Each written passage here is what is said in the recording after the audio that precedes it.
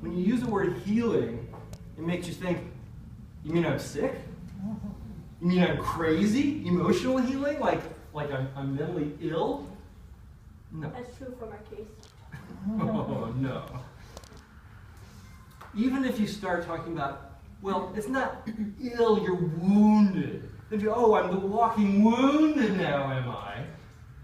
No one wants to be the walking wounded, which means no one wants to really think about what might be ailing them. So I'm going to make this really lightweight and simple. Think of yourself as the walking 1,000 paper cuts. Because that's what all of us live with. Even if you had a perfect life, parents loved you, you had plenty of money, you had no physical illnesses, you were smart, you were pretty, you still live in this world, in this culture, and every single aspect of this culture tells you there is something wrong with you. We live in a world where, this country, where the majority of the people believe in their heart of hearts that you and me and they deserve to die and go to hell and burn in eternal punishment. Okay? That is the core philosophical, theological basis of our community. So, well, I don't believe in that religion. Okay, what do you believe in? Psychology? Have you seen the new DSM-25? It has a zillion ways to call you sick. Yes. And believe me, if you look hard enough, you will find a way that you are sick. Okay, forget about the psychology. What about sociology?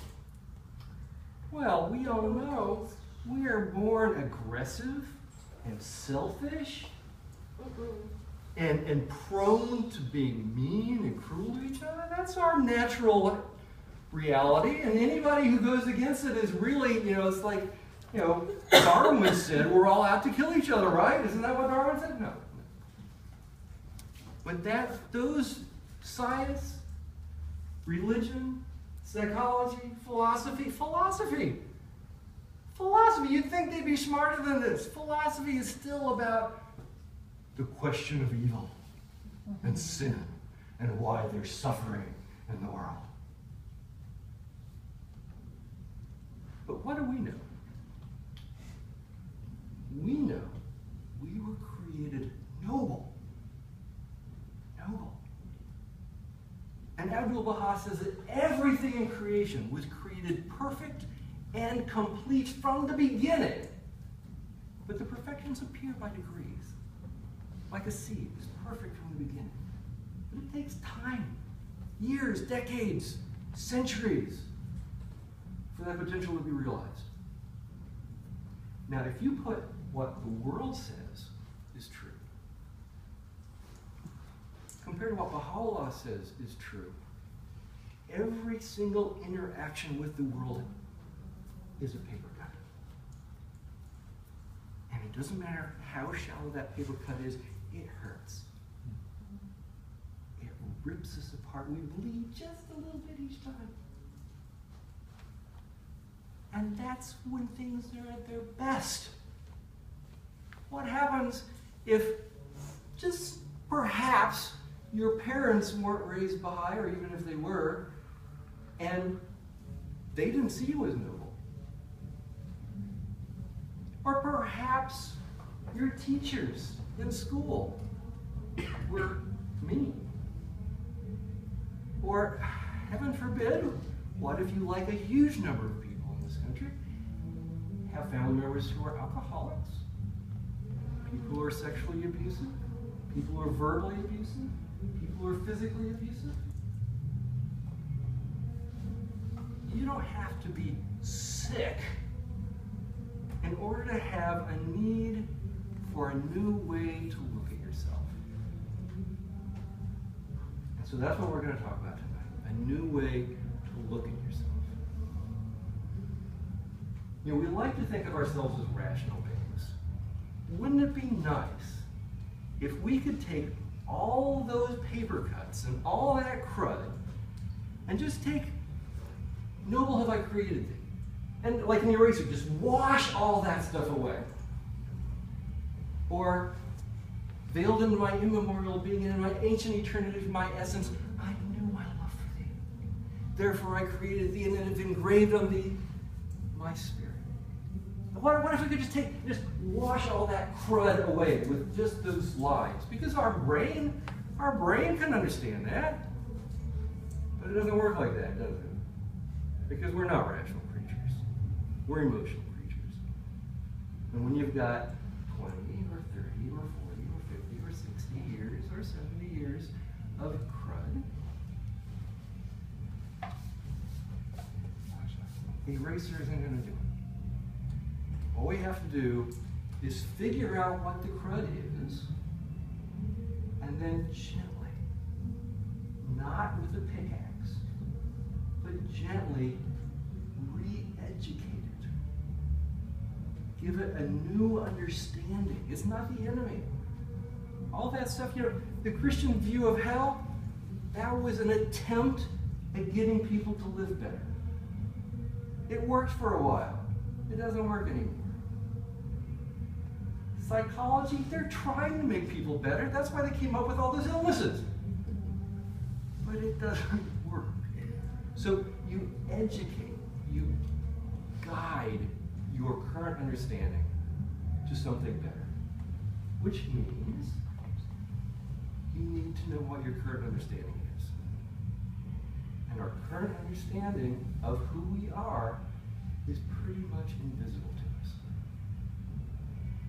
We know what it feels like. We know how we feel to be us. But we really don't know how we got to that point. Who taught us what? How did we learn to dislike ourselves so much? So these are emotional, these are feeling memories. If they are rational memories, we could just go in and talk to them, tell them, change them. Simple. So in order to heal, we need to understand our emotions. What are our emotions? Where do they come from? We all have them. They run most of our lives. Most of our decisions are based on how we feel.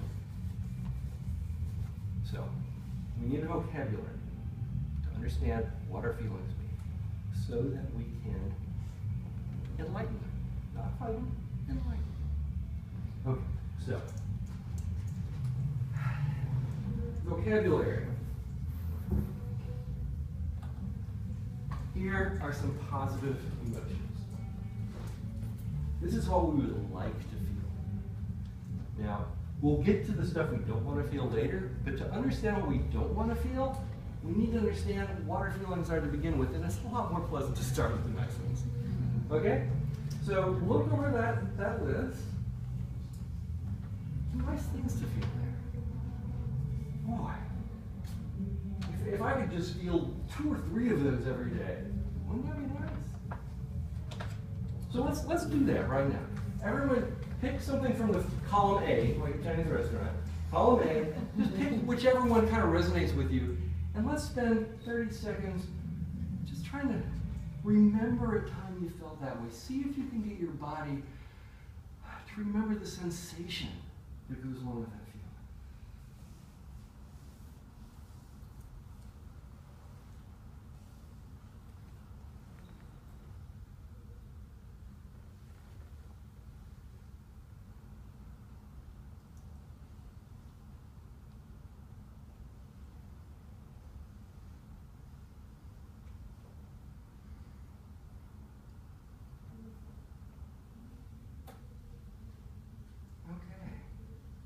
Feel good? Okay, now pick one from column B and make it different. Some of these are in different families. Pick something that's different from the first one. And do it again.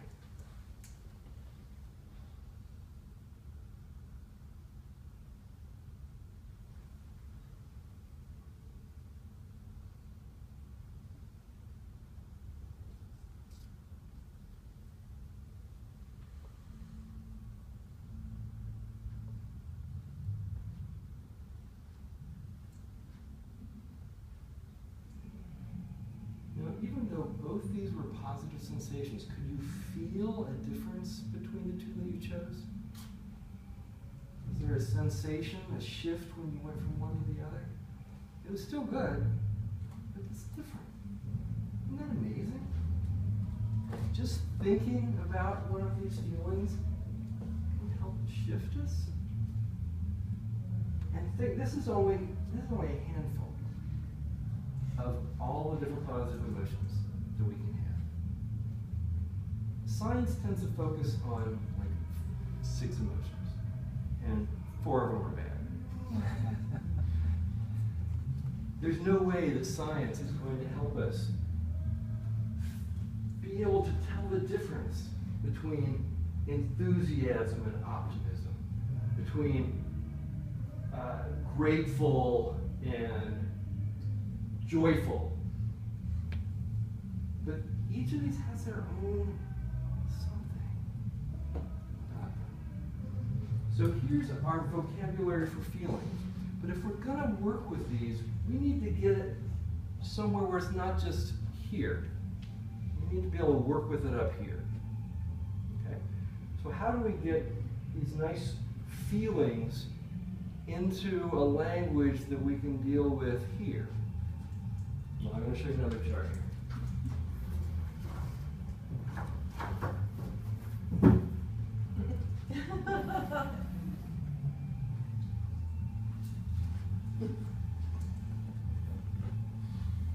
Anything look familiar? If this is all you remember from tonight, this is it. All those feelings, all those sensations, what they're doing is they're telling us about the presence or absence of a virtue. Now, virtues are things that we can understand. Virtues are things we can read about. Virtues are things we can observe in other people. Virtues are things that we can learn to appreciate. So when we can associate our feelings with our virtues, it gives us all sorts of tools for bringing these into our lives. Now there's 2 ways of bringing virtues into your life. Okay? The one we all want, what I want, is for all you guys to be nice. Right? If you were loyal and enthusiastic and forgiving and kind, my life would be so much easier. The problem is, I have absolutely no control over that. So if I'm waiting for you guys to do those things, I'm going to be waiting a long time. But there is something I can do right now without any of you having anything to do with it. I can practice those myself. And you know what? When I practice, I feel. So if I want to feel joyful, practice being joyful. Now, happy is just kind of an overarching term. You feel any of those, and as far as science is concerned, you're happy. They don't have defined distinctions, but we do. Joyful, however. Happy means you're surrounded by virtue, or you're creating virtue. Okay? Joyful. Anyone know the hidden word about rejoicing? Actually, there's several. This one is rejoice not, save that thou art drawing near unto me. Sorrow not, save that thou art far. What is the exact phrase? Moving away. Or are far from me. So joy is what happens when we take the virtue that we already had, step it up a notch, and then it feels